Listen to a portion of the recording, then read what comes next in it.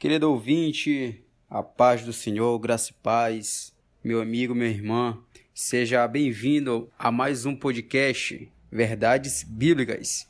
Trataremos sobre assuntos polêmicos, reflexivos. O principal intuito desse podcast é a Bíblia, fundamento principal. Aqui quem vos fala, Marcos Wilke, estou com o irmão Júnior Cardoso, irmão Kelly Almeida, irmão Marcos Rodrigues. Seja muito bem-vindo. Hoje trataremos sobre um assunto adoração, o qual o nosso irmão Marcos Rodrigues estará nos conduzindo nestes podcasts, nesse estudo bem aprofundado. Eu vou fazer aqui a roda do microfone, onde cada um vai colocar, complementar um pouco sobre o que esperamos sobre esse tema, adoração. Você conhece a adoração? Como a adoração é recebida ou não recebida? Fique conosco, que este estudo será de grande importância para a nossa caminhada cristã. Verdades Bíblicas, um podcast criado entre amigos com o intuito de crescimento espiritual para a nossa caminhada cristã. Querido amigo que nos ouve, mais uma vez seja muito bem-vindo a este novo podcast. Adoração, um tema muito atual. Iremos nos aprofundar na condução do nosso irmão Marcos Rodrigues e que você seja ricamente abençoado por Deus com este ensino vindo do coração do Senhor. Bom dia, boa tarde, boa noite, amado ouvinte, dependendo do horário que você está ouvindo este episódio. Vamos agora para mais uma jornada, mais um tema que vem para edificar as nossas vidas. Que você possa ser grandemente edificado, abençoado por Deus e que Deus venha nos conduzir pela sua mão por este tema tão importante que é a adoração. Venha conosco. É isso aí, pessoal. Hoje nós vamos tratar sobre adoração. A adoração é um termo que é bastante usado nas nossas igrejas, é um termo bastante conhecido. Creio que todo mundo já ouviu nos cultos, né? Adore a Deus, vamos adorar o nome do Senhor, levante suas mãos em adoração. Mas, de fato, o que seria? O que nós imaginamos ser adoração? Porque nós falamos de um termo adoração como algo às vezes muito comum, ou entendemos por um senso comum. Mas será que não existem alguns preceitos, algumas recomendações, algumas passagens bíblicas que norteiam o que seria adoração? Será que todas as pessoas que estão dentro dos templos, eles adoram? São adoradores? Essa é uma grande questão. E por que se preocupar com esse tema? Porque nós sabemos que nós somos chamados por Deus para a salvação, é claro, primeiramente, mas também para o servirmos. Nós somos chamados com essa intenção, salvos também de servirmos. Paulo, escrevendo a Timóteo, ele fala sobre uma chamada, uma santa vocação, ou como alguns dizem, santa convocação. E entre uns termos, nós sabemos que a vida espiritual, a vida cristã, ela é como se fosse uma escada que você vai subindo degraus. E no meio desse caminho vão aparecendo funções que nós podemos exercer dentro da casa do Senhor. Mas nós podemos entender que a adoração é algo específico para todo cristão. Ser um adorador. E nós vamos entender, ou pelo menos buscar compreender o que seria isso de fato. Se nós pegarmos aqui o texto de João, do Evangelho de João, no capítulo de número 4, nós vamos ver alguns versículos que é um texto bastante conhecido no encontro que Jesus teve com a mulher samaritana. E ali é um texto que eu procurei utilizar por algumas informações que eu achei interessantes e convenientes, né? Não que a adoração seja algo exclusivo do Novo Testamento, não. Nós vamos ver que a adoração até precede a própria criação do cosmos. Nós vamos ver isso. Mas lá no Evangelho de João, se você tiver aí uma Bíblia na sua casa, você pode abrir no capítulo 4. Nós vamos ver aqui os versículos. Podemos ler a partir do 21. Versículo 21 diz: Disse-lhe Jesus: Mulher, crê-me que a hora vem, em que nem neste monte, nem em Jerusalém, adorareis o Pai. Vós adorais o que não sabeis. Nós adoramos o que sabemos, porque a salvação vem dos judeus. Mas a hora vem, e agora é, em que os verdadeiros adoradores adorarão o Pai em espírito e em verdade. Porque o Pai procura a tais que assim o adorem. Deus é espírito e importa que os que o adorem em espírito e em verdade. Esse é um texto bastante conhecido quando nós tratamos do tema adoração.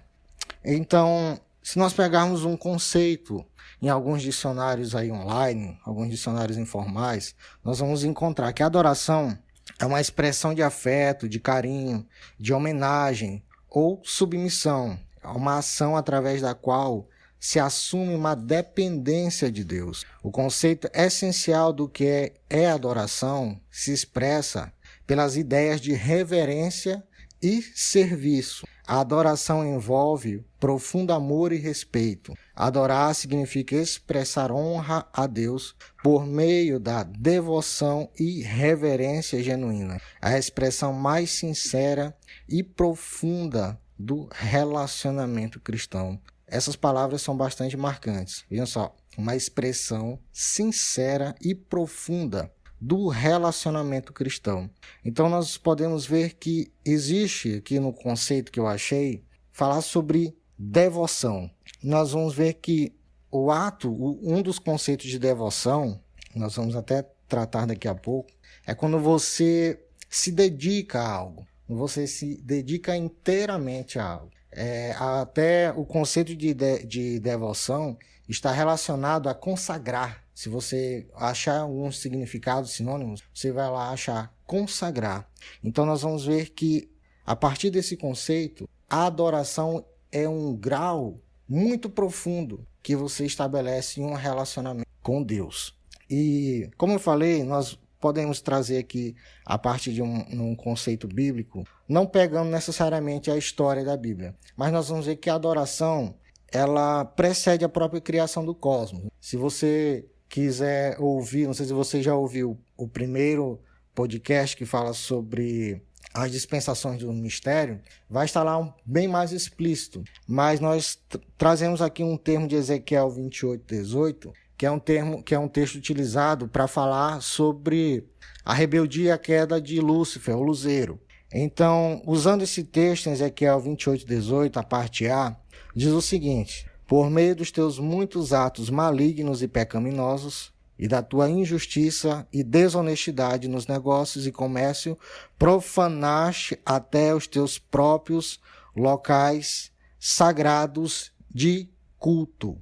Está se falando aqui não numa esfera terrena, mas sim numa esfera celestial. Ou seja, lá onde aconteceu isso, não era na terra, e sim na região celestial, existia culto. Nós vamos ver que culto significa idolatrar, venerar, prestar homenagem. Vejam só, prestar homenagem encontra-se dentro do contexto de adoração. Homenagear, venerar. Venerar, por sua vez, é a admiração excessiva por alguém, ocasionado pela demonstração de poder, de honestidade. É um sentimento de amor que é oferecido. Então nós vamos ver que nesse período em que acontece esse fato que é descrito em Ezequiel 28, mostra que nas regiões celestiais já havia adoração.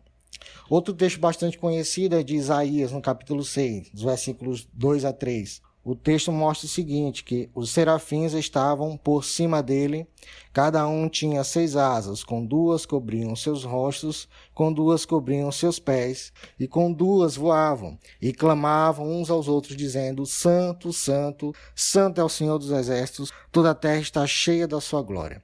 Então vejam só, isso são termos no Antigo Testamento, mas se nós pegarmos também isso na esfera celestial, quando nós trazemos aqui para a esfera humana, terrena, nós vamos ver que ao longo do Antigo Testamento, quando você procura em alguns termos adoração, você vai encontrar, por exemplo, em 2 Crônicas, no capítulo 7, quando Salomão ele edifica o templo, e lá é descrito que eles ofereceram bastante ofertas de holocausto e ofertas pacíficas. E ali, após Deus receber, desceu um fogo e consumiu a Bíblia diz que todos os que estavam ali, eles se prostraram e adoraram. Então você vai ver que muitas vezes o termo adoração no Antigo Testamento vem com o significado de prostrar-se, de se inclinar, né? De deitar-se em terra, com o rosto em terra. Geralmente você vai encontrar esses termos no Antigo Testamento. No Novo Testamento, nós também encontramos esse termo de adoração com esse significado de prostrar-se diante de alguém, prostrar-se diante de algo. No caso, nós sabemos que é diante do nosso Deus. Nós vamos ver esses textos em Apocalipse, por exemplo, no capítulo 7. E também fala sobre o ato de servir ou serviço. Então, nós vamos encontrar no Novo Testamento, designado para o termo adoração, reverência e serviços estão relacionados a esse termo. Quando nós pegamos no contexto de prostrar-se, né, uma questão corporal, em que a pessoa cai no chão, lança-se ou cai por terra, também tem um termo que é interessante, que é deprimir-se. Esse deprimir-se significa causar a redução da pessoa que se prostra, provocar a diminuição, o decrescimento, né? É humilhar-se, sujeitar-se. Isso é que de fato significa também o termo adoração, no contexto que nós falamos da expressão corporal, certo? E nós vamos ver que em alguns relatos bíblicos aconteceram esse tipo de adoração prostrada, né? Em Ezequiel 2:28, quando Ezequiel tem a visão da plataforma, do trono, então nós vamos ver, por exemplo, em Ezequiel, capítulo 1, versículo 28, quando ele tem a visão da plataforma do trono, lá no finalzinho ele vai dizer o seguinte, quando ele descreve como era o esplendor, né, da glória de Deus, no finalzinho ele diz: esta, pois, era a aparência da glória de Yahvé, o Senhor. Quando contemplei tudo isso, prostrei-me, com o rosto rente ao pó da terra, foi quando ouvi uma voz a me chamar. Em Daniel também, quando ele tem a visão, ele diz que, contudo, está em Daniel, capítulo 10, versículo 9, contudo ouvi a voz das suas palavras, e ouvindo o som das suas palavras, eu caí sobre meu rosto num profundo sono, com meu rosto em terra. E aqui também nós temos algumas outras referências em Êxodo, por exemplo, Moisés, ele também toma essa atitude. Isso nós podemos ver que é uma reverência em relação à presença do Altíssimo, em relação às coisas divinas, as coisas de Deus. Então, isso é bastante comum no Antigo Testamento como uma forma de adoração. Lembrando que algumas pessoas hoje em dia, né, elas trazem que essa expressão corporal de prostrar-se é algo meramente simbólico. Algumas pessoas têm defendido isso. Então nós vamos ver que eu particularmente já presenciei pessoas que, quando são convocadas a orar de joelho, por exemplo, em um culto de ensino em que é convidado as pessoas que podem, que têm saúde, né, perfeita para se prostrar, elas não se ajoelham. Então eu já vi isso em redes sociais sendo defendido, que não importa a atitude do seu corpo e do seu coração. Porém, quando nós entendemos que prostrar-se significa reconhecer a soberania de Deus e nós estamos o buscando em oração, e detalhe, muitas vezes é no próprio templo que é consagrado ao Senhor, e às vezes nós não fazemos porque achamos que importa a atitude do corpo e sim o coração. Então às vezes é uma questão a se deixar. Por que eu não posso fazer isso se eu tenho uma perfeita saúde? Será que eu estou tendo uma atitude de reverência? Será que eu me ajoelhar um pouquinho não vale a pena? Será que as pessoas... Não sei se as pessoas pensam que isso hoje em dia é um mero preceito humano, ou que não é necessário. Mas nós que tememos a Deus sabemos que quando nós oramos de joelho, é uma forma de demonstrar a nossa total submissão a Deus. É inclinar-se a Ele, como Ele sendo o soberano das nossas vidas. Então, a partir desses pequenos conceitos, nós vamos entrar aqui no texto de João, no capítulo 4, versículo 23, que diz o seguinte: mas vem a hora e já chegou, em que os verdadeiros adoradores adorarão o Pai em espírito e em verdade. E aqui nós podemos pontuar algo sobre que adoração, que ela precisa ser consciente, ou seja, é necessário ter um conhecimento, ou necessário conhecer. Quando nós pegamos consciente, é alguém que tem a capacidade de pensar, desejar, perceber, que envolve raciocínio, conhecimento, percepção e decisão. Lá em João, no capítulo 4, no versículo 22, Jesus diz o seguinte para a mulher samaritana: vós adorais o que não conheceis. Nesse termo conheceis, no termo grego, significa saber a respeito de tudo, saber adquirir conhecimento, entender, perceber a respeito de qualquer fato. Ou seja, nós podemos perceber que Jesus estava falando que aquele povo não sabia ou não conhecia o que estava adorando. Mas por que Jesus falou essas palavras? Nós entrarmos no contexto histórico lá no Antigo Testamento, em 1 Reis, no capítulo 12, quando há a divisão do reino, nós vemos que um dos reis, se eu não me engano, é o Jeroboão. Deixa eu ver se eu encontro aqui. Isso, Jeroboão. A Bíblia vai dizer que ele temeu, porque o templo já havia sido construído e ficava em Jerusalém. E quando houve essa divisão, ele temeu que quando o povo fosse a Jerusalém, eles acabassem se voltando para o outro rei, que era Roboão. Então, qual foi a estratégia que ele utilizou? Aí lá em 1 Reis, capítulo 12, vai dizer que ele diz a seguinte palavra: ó Israel, já chega de subires a Jerusalém. Aqui estão os teus deuses e divindades, que te tiraram da terra do Egito. Erigiu um bezerro em Betel e outro colocou em Dan. E com essa atitude todo o povo veio a cometer pecado, porquanto passou a ir até a cidade de Dan para adorar e cultuar aquele bezerro. Então nós vemos que nesse período, esse rei, utilizando de uma estratégia, ele leva o povo a desviar a adoração que antes era voltada para Deus no templo, e agora ele coloca 2 bezerros de ouro e diz que aqueles bezerros que fizeram o povo sair do Egito, que tinha direcionado o povo a sair do Egito. Então nós vemos que esse povo, essas 10 tribos, elas foram enganadas por Jeroboão. Se nós pegarmos o contexto dos samaritanos, foi uma cidade que foi construída, se eu não me engano, algum tempo depois, não uma cidade, né? No monte, foi colocado como se fosse a sede do reino, em Samaria. Então, de lá que alguns reis, como por exemplo Acabe, que nós conhecemos a história, governava. Então, era dessa província que saía essa adoração, que eu posso dizer que não era uma adoração que tinha o conhecimento daquilo que era verdadeiro. Então eles adoravam de fato que eles não conheciam. Estavam prestando culto a deuses estranhos e a deuses que não fizeram aquilo que o rei estava propondo. Então a adoração foi pervertida, foi alterada, mudada do seu sentido verdadeiro. Por isso que Jesus diz que aqueles verdadeiros adoradores adorarão o Pai em verdade. É preciso ter esse conhecimento e nós vamos chegar já lá. Por quê? Em Amós, no capítulo 4, nos versículos 4 e 5, eu peguei uma versão uma versão mais atualizada.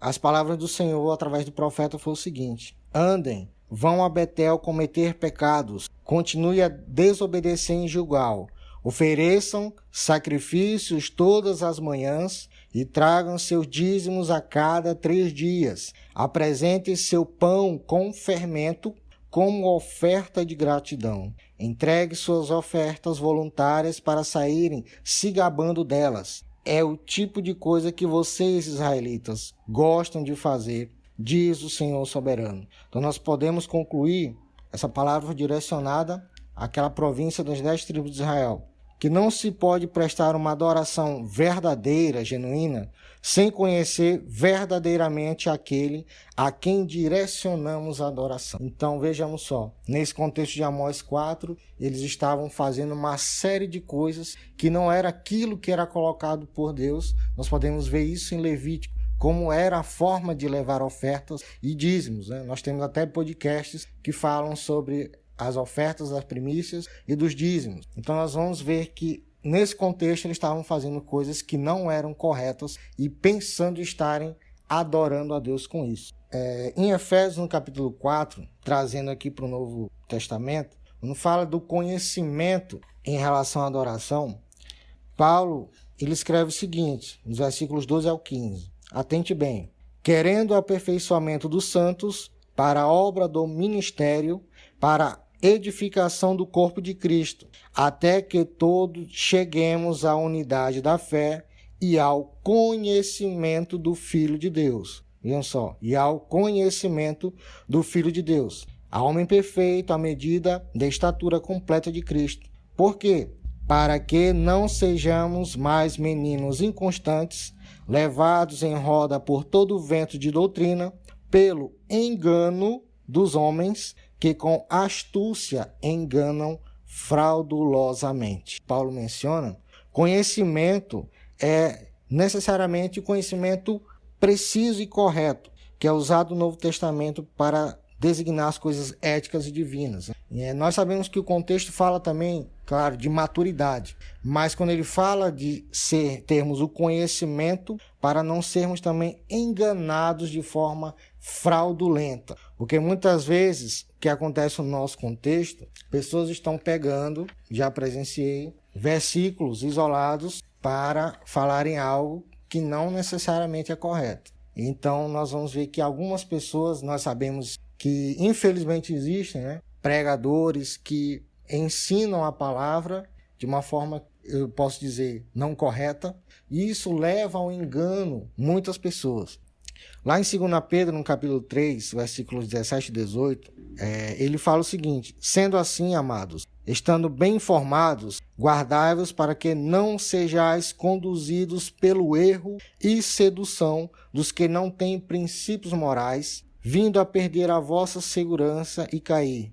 Antes crescei na graça e no conhecimento de nosso Senhor e Salvador Jesus Cristo. Então, o conhecer não visa um mero acúmulo de conhecimentos em relação à Bíblia Sagrada, e sim a procura de um conhecimento daquilo que agrada ao nosso Deus, para que nós possamos, assim, cumprir aquilo que Ele quer de nós, a fim de agradá-lo. E assim nós podemos construir uma relação ou uma intimidade com Deus. Eu creio que é impossível alguém construir um relacionamento com Deus sem conhecê-lo da forma como é necessário e pertinente conhecer. Alguém que possa, por exemplo, adquirir uns conhecimentos errados acerca de Deus, pessoas que ensinam fraudulosamente, não vão crescer a um conhecimento saudável. Nós podemos ver uma questão, a teologia da prosperidade foi muito e ainda é criticada. É certo que pessoas se utilizaram dessa teologia para falar somente prosperidade espiritual. Eu conheci pessoas, a vida delas se resumia nisso. Tudo em relação ao conhecimento que foi passado, as pessoas era destinado à prosperidade espiritual. A prosperidade material. Nós sabemos que de um todo, em relação à prosperidade, Deus não quer que ninguém seja miserável, nós sabemos disso. Deus abençoa também. Só que o problema é quando pessoas não crescem na graça e num conhecimento que leva até a conhecer os princípios básicos, elementares da fé cristã. E às vezes pessoas com uma intenção errada ensinam apenas aquilo que desejam ensinar e as pessoas acabam não crescendo na fé. Não crescem espiritualmente. Elas crescem com uma visão deturpada e voltada apenas para um significado. Nós vamos ver que ao longo da história cristã, nós vamos ver que Deus abençoa espiritualmente, abençoa também financeiramente. Mas o problema é quando você só coloca o conhecimento para um lado. Então você vai ter a pessoa que vai crescer, ela cresce, digamos, se crescer, deficiente, Ela não tem um crescimento como era para ser a partir dos princípios bíblicos. Ainda falando acerca do conhecimento que é necessário para se ter uma vida genuína com Deus, lá em Êxodo 33 nós vemos o próprio Moisés. O que me chama a atenção nesse contexto é que Moisés, lá no capítulo 3, ele foi chamado por... Aí nós vemos que Deus ele operou grandes coisas através de Moisés. Mas quando chega aqui no Êxodo 33, nos versículos 13 e 14, ele diz o seguinte: agora, pois, se tenho achado graça aos teus olhos, rogo de que me faças saber o teu caminho e conhecer-te-ei, para que ache graça aos teus olhos. E pulando um pouquinho, aí a resposta de Deus diz o seguinte: irá a minha presença contigo para te fazer descansar. Então nós vamos ver que Moisés, um homem que teve várias experiências, presenciou várias coisas, milagres e feitos por Deus, ele ainda tinha essa necessidade de conhecer, para quê? para achar graça aos olhos de Deus. E a resposta de Deus foi com aquilo que ele pediu: a minha presença irá contigo para te fazer descansar. Louvado seja o nome do Senhor. Em 1 Timóteo, no capítulo 2, versículo 3 a 4, Paulo escreve o seguinte: isto é bom e agradável diante de Deus, nosso Salvador, o qual deseja que todas as pessoas sejam salvas e cheguem ao pleno conhecimento da verdade. Então vejam só, que este conhecimento é necessário para edificar uma vida cristã. Então, se você quer ser um adorador, você primeiramente tem que ter essa sensibilidade de querer conhecer o nosso Senhor cada dia mais. E aí nós vamos ver que o conhecimento se dá ou ocorre através de duas esferas principais. Nós vamos falar sobre a oração e o estudo, o aprendizado das Escrituras Sagradas. Então nós vamos entender por que a oração ela é uma das esferas ou fatores ou fontes principais que nos proporcionam chegar também a um conhecimento de Deus, né? A oração, ela é um diálogo do homem para com Deus, não é um monólogo. Há pessoas que acham que é um monólogo, mas se você tiver atitude e crer que Deus responde, você vai entender que isso é um diálogo, uma conversa. E nos trará o conhecimento, muitas vezes até da própria vontade de Deus ou direcionamento de Deus para a nossa vida. Porque através da oração, nós também bendizemos o nome do Senhor, nós damos ações de graças, fazemos as nossas petições e pedimos direcionamentos e respostas acerca das nossas atitudes ou decisões que iremos tomar. Nós podemos ver em 2 Coríntios, no capítulo 12, é um verso bastante conhecido, um trecho conhecido, em que Paulo fala acerca sobre o espinho na carne. E ele diz o seguinte, nos versículos 8 e 9, acerca do qual 3 vezes orei ao Senhor para que se desviasse de mim, e disse-me, a minha graça te basta, porque o meu poder se aperfeiçoa na fraqueza. De boa vontade, pois, me gloriarei nas minhas fraquezas, para que em mim habite o poder de Deus. Em Daniel, no capítulo 10, versículo 12, há também uma resposta de oração. Então me disse, não temas, Daniel, porque desde o primeiro dia em que aplicaste teu coração a compreender e humilhar-te perante teu Deus, são ouvidas as tuas palavras, e eu vim por causa das tuas palavras. No versículo 14 do capítulo 10 diz o seguinte, agora vim para fazer-te entender o que há de acontecer ao teu povo nos últimos dias. Vejam só.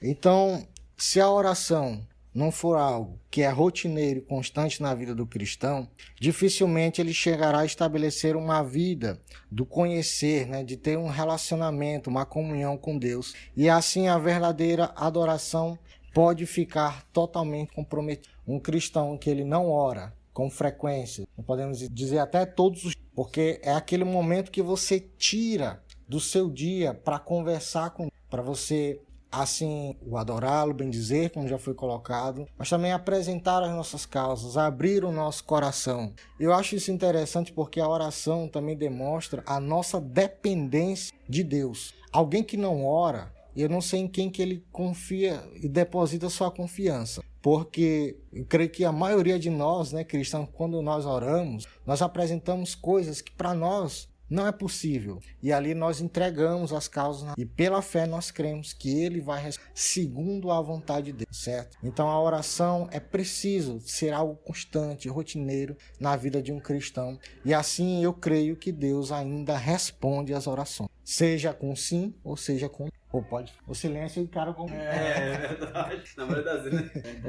Meus amados, até aqui nós temos abordado sobre os conceitos iniciais, né, em relação à adoração. E nós estamos tratando sobre o que é necessário para que uma adoração seja consciente, ou seja, necessário ter o conhecimento daquele a quem se adora. Então nós já tratamos sobre a oração e no próximo nós continuaremos abordando sobre a importância das Escrituras Sagradas, o que é necessário para a adoração genuína ser, o que é adoração em espírito, em verdade. Nós vamos tratar. Continue conosco, Deus nos abençoe.